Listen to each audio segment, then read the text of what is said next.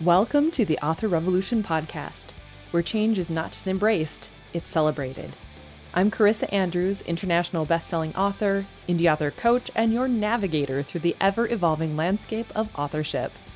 Are you ready to harness the power of your mind and the latest innovations in technology for your writing journey?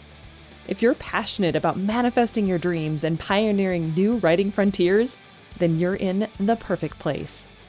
Here, we merge the mystical woo of writing with the exciting advancements of the modern world. We dive into the realms of mindset, manifestation, and the transformative magic that occurs when you believe in the impossible. We also venture into the world of futuristic technologies and strategies, preparing you for the next chapter in your author career. Every week, we explore new ways to revolutionize your writing and publishing experience. From AI to breakthrough thinking, this podcast is your gateway to a world where creativity meets innovation. Whether you're penning your first novel or expanding your literary empire, whether you're a devotee of the pen or a digital storyteller, this podcast is where your author revolution gains momentum. So join me in this journey to continue growth and transformation. It's time to redefine what it means to be an author in today's dynamic world. This is the Author Revolution podcast, and your author revolution starts now. Well, hi there, everyone. Welcome back to another episode of the Author Revolution podcast. This week, I want to talk about something that has been on my mind, and it's been something that I've been actually implementing and integrating into my own author career, and I think it's going to help you as well. So, as you know, I'm someone who likes to look at things from different perspectives. I like to balance the science fiction with the fantasy. I like to do and think about things from new and interesting perspectives. For whatever reason, it's just my jam. It's what I love. And I've been thinking an awful lot about how authors get themselves stuck in ruts, and myself included, right? Because we are, I guess, people who, try something, it doesn't work out. So then we believe it won't work for us, and then we give up, right? And in specific for me, this has been kind of more of a, like the social media aspect. Like the number one relator in me really enjoys engagement. It enjoys having those connections and being able to communicate and talk about things. But at the same time, when I don't see engagement happening, then I give up a bit. Does that make sense? Like I give up and I'm just like, okay, well, clearly this is not my site. This is not my jam. This is not the place. But at the same time, I'm also a little bit dubious about too much engagement. Like I'm one person and I know myself where I love to engage.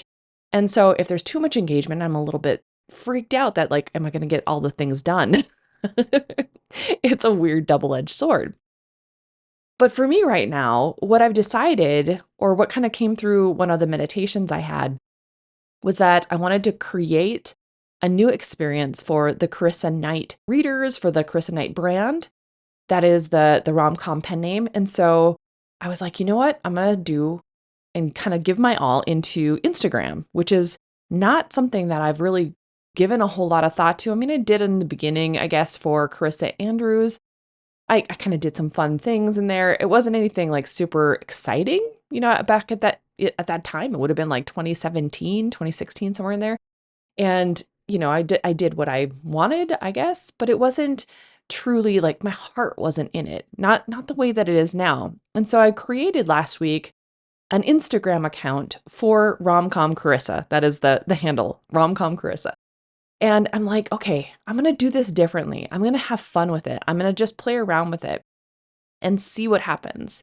And like come into it like a newbie. Like I've never been on Instagram before. I don't know anything about it. So I'm going to, when things pop up, I'm going to follow the lead of it. When I'm trying to learn, a new way to do a story, I'm going to kind of watch what other people are doing. Like I'm doing that sort of thing, right?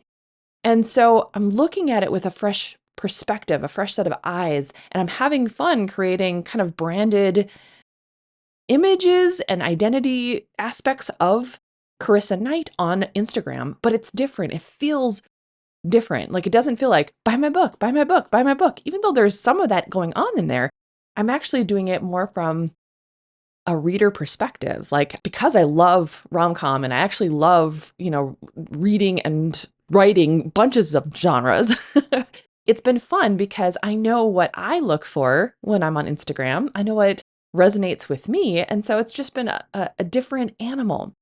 So today, what I want you to be thinking about, or what I want to talk about, I guess, is this idea or this notion of sometimes in order to get what you want, you need to relearn it. And it's not so much about like your learning process didn't work the first time. It's just that sometimes we make snap judgments or quick assessments and we believe something is going to work or not work in a certain way because we tried it for 5 minutes. Or even if we tried it in a different pen name for a decade, right? I've had Instagram for Carissa Andrews for a very long time, and it just got to the point where it's like there's too many things going on everywhere. So now when I focus and I feel deliberate or intentional about a social media platform, it gives me like a better feeling. So like my Patreon pages, so good because those people engage with me. We talk about things. I love communicating with them. I love being a part of that world with them. And we can, talk about how crazy some of the chapters are. Like my Carissa Andrews Patreon right now has been so fun because I've dropped some like crazy bombs in there. And my readers are like, what just happened? And that brings me so much joy that, it just makes me want to do it more, right?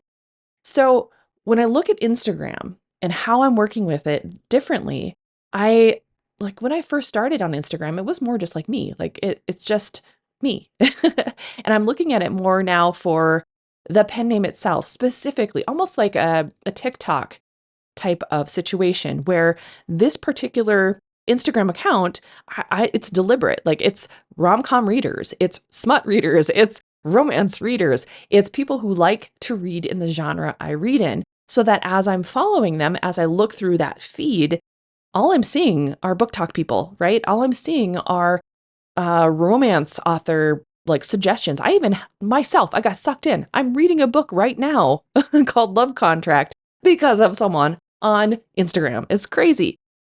But it's fun because now it feels like a little bit more of the right vibe, like the right situation, the right thing. And now I'm starting to understand why I wasn't having as much fun on some of the other social platforms. Now, I'm not saying you can't do this for TikTok. I'm not saying you can't do this for Facebook.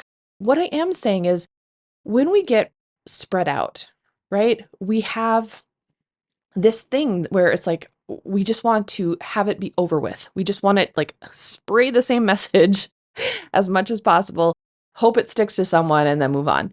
That was my take on it anyway. Like after a certain period of time when it came to social media and when Facebook's reaches started plummeting and your organic reach of your audience fell off, it was just like, oh, so this is just like a money grab. And so now you have to pay to play in order for people to even notice you anymore. Well, Instagram, it's been interesting because with this particular pen name, it's been picking up where I'm having conversations with readers. I'm having conversations with book bloggers. I'm having conversations with other authors who are in the same genre. And it's just been kind of fun. It's been almost like how it was when I very first started writing way back in the day, like 2010, the same kind of vibe where it's like, it's the fun aspect of like getting to know people again. So when I look at this, I'm like, you know what? I'm relearning it. I'm relearning how to engage in a way that feels good. I'm relearning how to talk about what I love to read and what I love to write in new ways. I'm relearning how to communicate what my books stand for and why the people who land on my profile are going to like it, right? So this happens across so many things. It doesn't just apply to social media. It applies to your ads, right? If your ads didn't work the first time around, it's not because they'll never work. It's because you just haven't found the right way yet, or the right person to help you yet, or the right situation to light the fire up, or you haven't thought about a new way to run those ads that are going to make your ads stand out. There's all sorts of different things that are, kind of in the mix here. Writing, right? I myself am constantly trying to learn, relearn, understand how story structure works.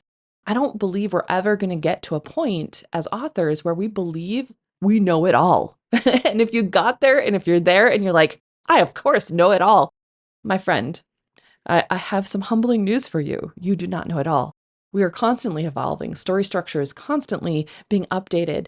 And it's not that, there's 7 archetypes to story structure. We know this, right? We understand that, the story process, it's diminishing returns. But at the same time, you can take the structures, you can take those archetypes and twist them.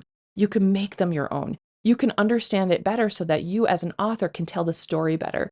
You can dig into character design and creation. You can dig more into setting design and creation. You can dig more into, dialogue and how you say it. There's always something you can be improving as authors. And I think that's part of the fun of writing, at least for me, because when I believe I've mastered something, or when I have done something over and over and over and over again, even if there's no mastery involved, it's just doing something over again, I get bored. And I think that's why I have Author Revolution on one hand, and I have my writing on another. And then I've got, rom-com on one hand, and I've got urban fantasy on another. It all feeds into my creativity and helps me to look at the world differently each time I go into a different perspective, a different genre, a different part of my business, whatever it is. And when we relearn things or we go back and try to learn it from a deeper perspective, we get better. We get better at our craft. We get better at marketing. We get better at publishing. We get better at all of the things. And so what I want you to be thinking about is there something in your business right now that feels stuck, that feels like you wish it was working, but it's not? And if that's so, maybe think about is there a way to come at it with a fresh perspective? Is there a way to drop all your preconceived notions of what happened in the past, how it worked for you in the past, and come at it with those fresh eyes of a brand new person who's never been there before, who's never attempted it before, and look at it for what you know now? So for me, the biggest difference is understanding on a much deeper level the tropes that are, very powerful in both of my genres, technically. Like when I first started urban fantasy, tropes weren't even a buzzword. Like people weren't talking about it. We were talking about themes. We were talking about stuff that people like, but we weren't using it in that way. And so it was hard to know what reader expectation was. And when you're new, you're writing your books that feel good to you, like the things that are on your heart. But as you realize this is a business, and as you realize you want to make this a business, and as you dig deeper into it all, now all of a sudden it's like, oh gosh, there's so much that I didn't know, like so much I didn't even consider in this process. And so when I look at it with those fresh perspective eyes of knowing what tropes are, knowing what the reader expectations are, knowing what entices me to stop and look at a post, it makes things easier to come at it. And now some people are just innately good at that. I know so many authors who, as readers, they knew what drove that for them. They knew why they were connected to it, what resonated. And for me, it was muddied, I guess, in the beginning because I knew what I liked, but I felt so isolated because I was such a genre bender. I loved stories that had, elements of one and another and then mashed them together. I was a Joss Whedon fan through and through. I love that kind of concept of taking two completely different things and making them new, right? And as I was doing that, I was finding it was harder to connect to readers because they didn't know what to expect with that. Okay, is it science fiction then? Or is it fantasy then? What is this? How do you describe it to the reader? And so I had to go through that journey of understanding what would make a genre bending reader like this book? Or do I just converse with them about the fantasy elements and let them be surprised by the science fiction, or vice versa, right? And the obvious answer to that is all the things. Whatever makes the story exciting for me is going to make the story exciting for them. So talk about the different elements, but you can separate them, right? You can separate one post for the science fiction elements of it, another post about the chosen one elements, another post about the crazy dialogue or the funny side characters, whatever it is for you. that brings you to the story and makes it fun, that's what you talk about. And then those readers will resonate with that specific thing. And that's cool. So look at your author business. Like, look at the parts where you're like, man, it just doesn't work for me. So is that Facebook ads? Is it Amazon ads? Is it writing book descriptions? Whatever it is, come at it with a new perspective, because you might find that since the last time you learned it or the last time you tried it, you have something new in your tool belt to be able to help you create it. And now we talk about this a lot through our manifestation courses, but when we're in the process of building an author career and we know we want it to be successful, we've decided it's the case, we know this gets to be ours. The thing that we have to remember is that when we have big dreams, sometimes we have a lot of tools that have to come into our toolbox, right? There are things we have to learn, people we have to connect with, situations we have to be put through. And each one of those are elements that get put in our toolbox. Learning something goes into the toolbox. But as time goes on, your mind fills with new ideas. It fills with new understanding. And so when you cycle back around to something that you learned a while back, you're bringing with you all of those new tools, all of those lessons, and you're able to come at it totally differently than the person you were the first time around. So hear that again. You are a different person than the first time you looked at it. And it doesn't matter if it was last week. It doesn't matter if it was yesterday. It doesn't matter if it was a decade ago. You are a new person. So if you can look at it with those fresh perspective lenses, you might find the thing that was missing last time. It might pop out at you and you're just like, oh, of course that's what that was. No wonder it wasn't working. No wonder I wasn't engaging enough. No wonder the ads didn't work, because I didn't understand the tropes, or I didn't understand the hook that the reader needs for the ad to work. Of course. Oh, I get it. And so it's so fun to go back in and to relearn it. It's so fun, at least to me, to look at it and then have that perspective shift where you just go, oh, that's amazing. No wonder. You know what I mean? I don't know. Maybe it's just me. I love the perspective shifts. And I think they happen a lot more than we give ourselves credit for. And so when you look at something that didn't work, I really, really, really want you to think about giving it another go and doing it repeatedly, not just once or twice. If it's still not working for you, give it some time, let it it's almost like editing your book, right? So Stephen King talks about how he'll write a book and then he'll set it in a drawer and leave it for a few months and then come back at it with a fresh perspective, fresh set of eyes, so that he can edit it as a reader. Now, that's super cool. That's super important, because that perspective shift happens by giving yourself some space. So if you have space and it's been a while and the thing is still being a problem or a problem child or an issue, go back at it with new lenses, new perspective, new glasses, new whatever, rose-colored glasses if you want, right? So it's time to dig into it. My challenge for you this week is to think about what's one thing that's been a thorn in your side that hasn't worked the way you wanted it to, but you hoped it would. Now that's the kicker. You hoped it would. You hoped it would give you something, whatever it is. And I want you to look at it with new eyes, a new perspective, like a brand new person who's never done this before, and see what you find. Journal on it, or go through the motions of doing it, or start a new Instagram account, or whatever it is, and just give yourself the grace and the space to play around with it as a brand new author. Can you do that? You might find it's super fun too. It's fun to go back to square one and pretend you know nothing, because obviously your subconscious mind knows a lot and it's going to remember a lot. But that new perspective of a brand new author who secretly does know a lot is going to give you some insights that will knock your socks off. I promise you, it's amazing. And it's actually kind of fun, because now all of a sudden it's like, this is new. this is really cool. I like this. So that's my challenge for you this week. I hope it's given you some food for thought because for me, it was really a eye-opening event to like, number one, be like manifested that in my my meditation.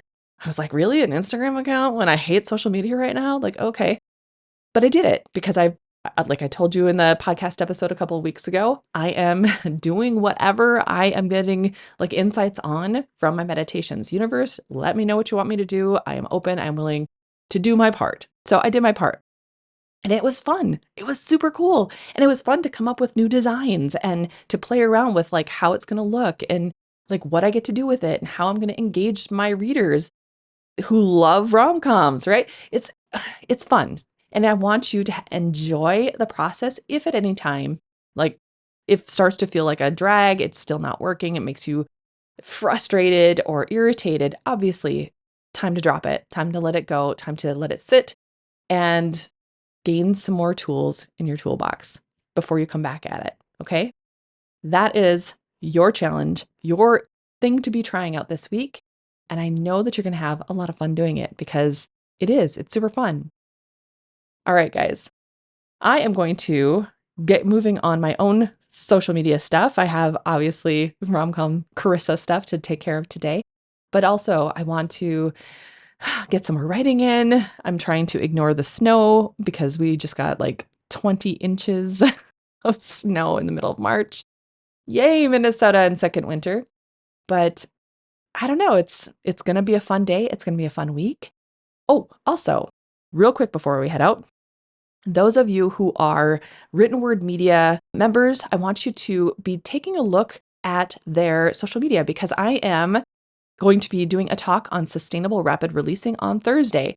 So Thursday, the 28th of March, if you're hearing this before then and you want to join in on the conversation, it's going to be fun. We're going to talk about what the state of, rapid releasing is, what we can do to make it sustainable. We're going to talk a little bit about AI. We're going to talk about, the methods and madness about how I manage doing a sustainable rapid releasing schedule and how you can do it as well.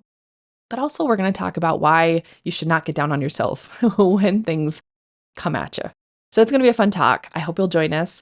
So I will also include the link in the show notes in case you want to be able to just go straight to it and sign up. So for that, head over to authorrevolution.org/228 and you can get the link there. You can go sign up. We're going to have a blast. All right, guys, have a wonderful rest of the week. Enjoy getting all the words on the page. Have fun with this challenge of trying something again with a fresh perspective because you're going to enjoy it. And go forth and start your author revolution.